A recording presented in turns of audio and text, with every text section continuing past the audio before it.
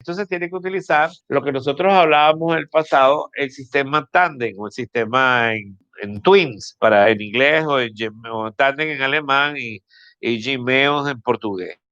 O sea, usted pone un soldador adentro y un soldador afuera. Uno de los dos va aportando mientras va soldando y el de afuera simplemente va en el mismo punto caliente al mismo tiempo regando por fuera o por dentro, de acuerdo a donde toque esa soldadura.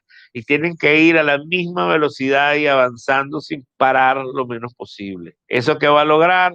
Va a lograr la soldadura perfecta, sin porosidad dentro de esa soldadura.